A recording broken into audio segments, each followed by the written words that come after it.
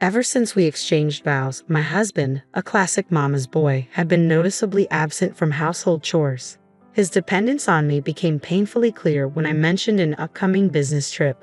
Panic set in as he exclaimed, "Who will take care of me while you're gone?" After a heated argument, I left for my week-long journey.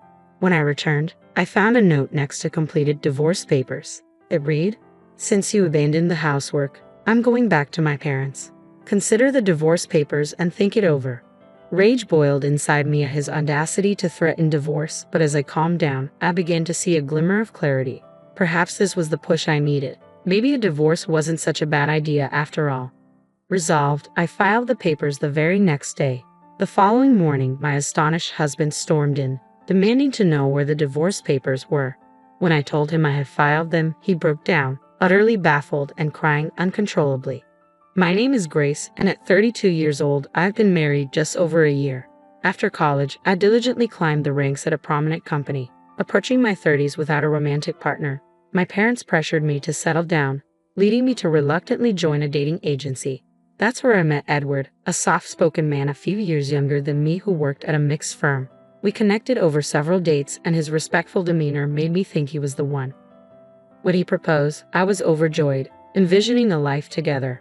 However, our marriage unveiled challenges I hadn't anticipated. After our engagement, during a visit to my parents, they impressed upon us that marriage is a lifelong commitment. "Grace, always be there for Edward," they advised, and I nodded while Edward listened intently. Next, we visited Edward's parents. His father, Arthur, welcomed me warmly, saying, "I've heard so much about you from my boy. It's great to finally meet you." His mother, Michelle, was more reserved, scrutinizing me before asking, "Is this the one?"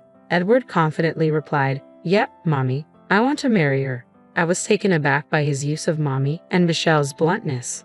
Arthur quickly stepped in, apologizing for her directness and assuring me, "We're very happy about your marriage, but just so you know, Edward has had it pretty easy here. He might be a bit of a challenge." I reassured them, "I adore Edward's gentle side, and I know we'll support each other." Arthur turned to Edward, urging him to step up and keep me happy. Edward nodded earnestly, and not long after, we celebrated our union with a low-key wedding. To our delight, my parents gifted us a condo, marking the beginning of our married life. However, it soon became evident that Edward was unaccustomed to household responsibilities. One morning, while I was busy with laundry and preparing breakfast, Edward's alarm rang at 8, yet he continued to sleep soundly. Despite my efforts to wake him, he wouldn't budge. Finally, I pulled off his covers and gave him a gentle shake. Slowly, he opened his eyes, groggily exclaiming, "Wow, it's 8:10 already. Why didn't you wake me up?" I reminded him that I had tried and that his alarm was blaring too. "Now please eat your breakfast." As he rubbed his eyes and shuffled to the table, he immediately complained about the eggs. "Hey Grace, this egg is too runny. I can't eat this unless it's well done. Make it over," he demanded, caught off guard while I hung laundry. I struggled to hold back my irritation and snapped, "Then don't eat it. Why would you say that? And this coffee is scorching hot. Mommy always got the eggs and coffee just right." All right, I sighed, quickly redoing the eggs and letting the coffee cool. He ate hurriedly, leaving his plate on the table as he rushed toward the restroom. "Wait up, you know you should clean up after yourself." I called after him, but he dismissed my concerns. "Gee, I'm short on time." Annoyed, I paused my makeup routine to clean the dishes while picking out my outfit. Then he called out again, "Grace, over here. Help with my tie." There he stood, tie hanging limply around his neck, looking utterly helpless. "Seriously, you can't even tie your tie? What did you do before we got married?" "Mommy always did it," he replied sheepishly. With a deep exhale, I tied his tie, and somehow we both managed to leave the house. This had become our routine. He never helped with any housework, and it felt like I was juggling everything while babysitting him too. Every time an issue arose, it was always, "Mommy did it this way," or "With Mommy, it went like that," always referencing his mother, Michelle. This pattern dragged on for a year, and as the pressures mounted, thoughts of divorce began to creep into my mind. My father's insistence that marriage is forever echoed in my thoughts, tempering my frustrations. However, an unexpected hiccup at work led to a week-long business trip starting the next day. When I broke the news to my husband that evening, he paused his video game, clearly surprised. "Hold up, a business trip for a whole week? It's out of my hands. Work's calling, I explained. No way. Who's going to cover for you here for a week? He asked, irritation creeping into his voice. You'll have to step up. It's about time you got a grip on the household duties. I responded, and he set down his controller, locking eyes with me. Isn't the wife supposed to care for her husband in the house? Are you just bailing on that? His question was steeped in outdated expectations. Seriously, that's such old school thinking. We both have jobs. We should be a team, I countered. That's not how I see it. Mommy was always on top of things at home, he retorted. I couldn't help but point out, but she was a stay-at-home mom.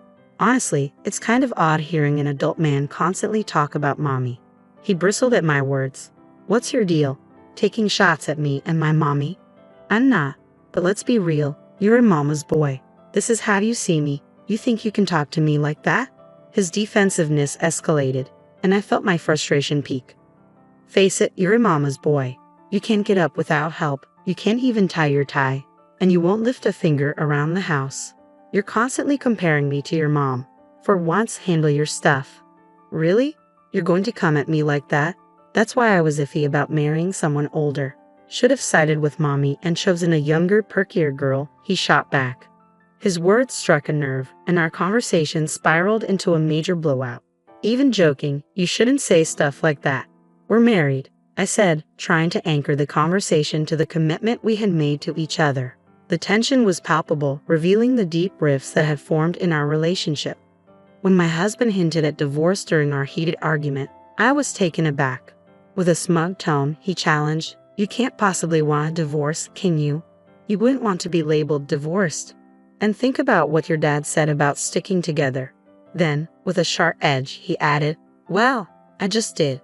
If you go on this business trip and leave me here alone, I'm seriously considering a divorce.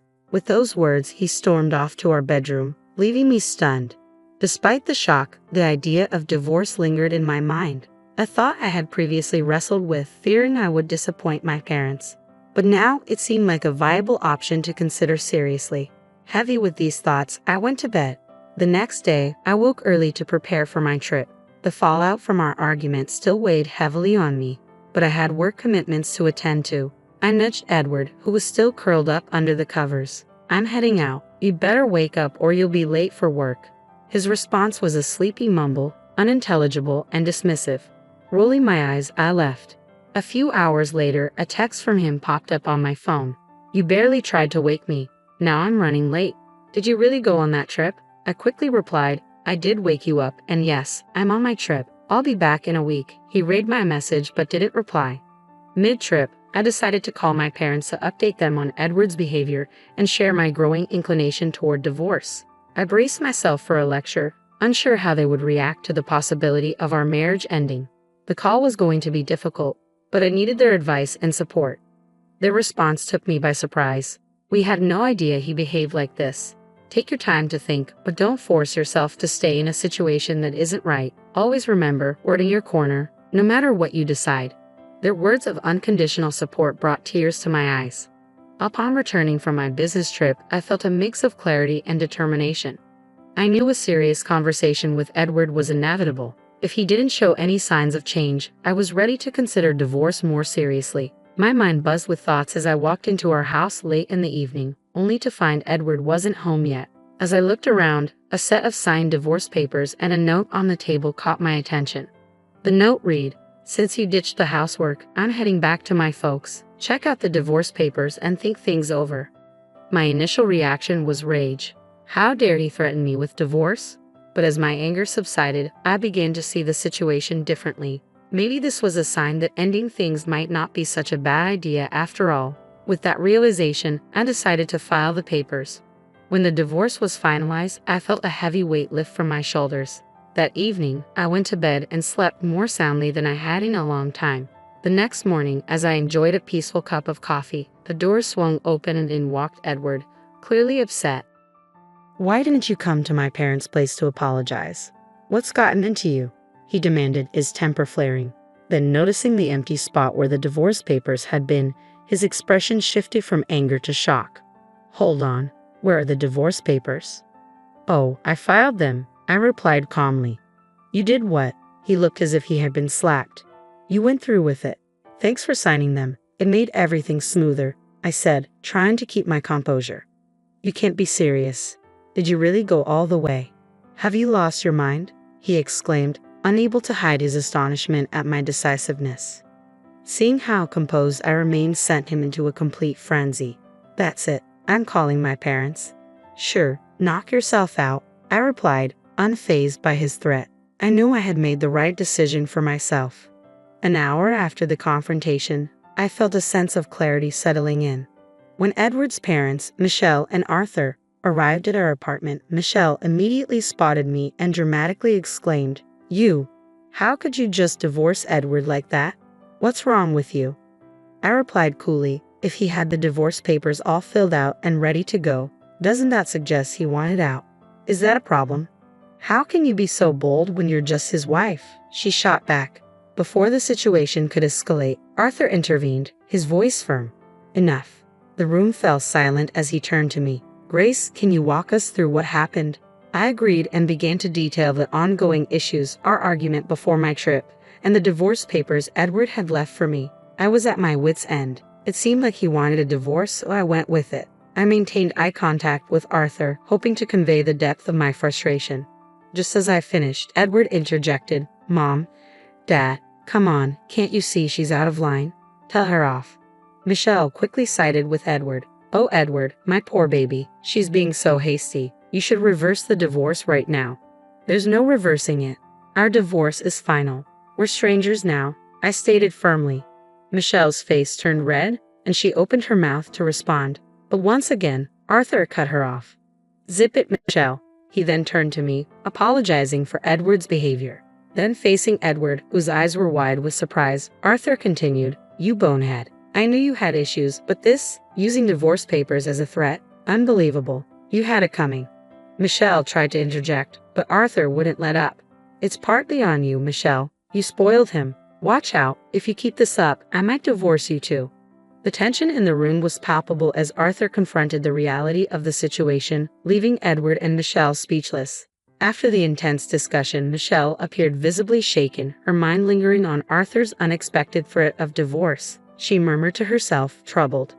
Arthur then turned his attention back to me, his expression marked by sincere regret. "Grace, I deeply regret the trouble our clueless son has caused you. It's clear he has a lot to learn. Please move on and find happiness in your life," Arthur implored, his concern genuine.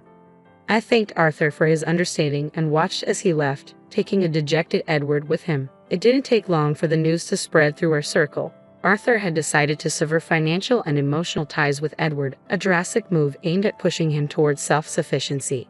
Soon after, Edward's life spiraled downward. He moved into a modest, somewhat neglected apartment, his first experience living truly on his own. The transition was anything but smooth. His new home quickly descended into chaos, mirroring his disorganized personal life. With no one to rely on and a habit of tardiness, he soon found himself unemployed, unable to adhere to a schedule. Meanwhile, the dynamics within his family deteriorated further. Michelle, who had always meddled in Edward's affairs, crossed boundaries one too many times, resulting in a serious fallout with Arthur. This ultimately led to their separation. Michelle moved in with Edward, and together they struggled to find stability, scraping by with low-end jobs. Their lives became a series of unfortunate events and poor decisions with no clear path to improvement. In stark contrast, my life took a different turn. Free from the daily stresses and emotional drain of my relationship with Edward, I found myself alone in our condo, which now felt surprisingly spacious and full of potential. With renewed energy and focus, I dedicated myself to my career. The absence of Edward's negative influence allowed me to excel at work, and my professional life flourished as a result. Feeling liberated and optimistic, I embraced my newfound independence.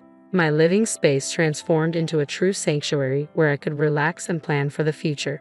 The improvement in my work life was palpable.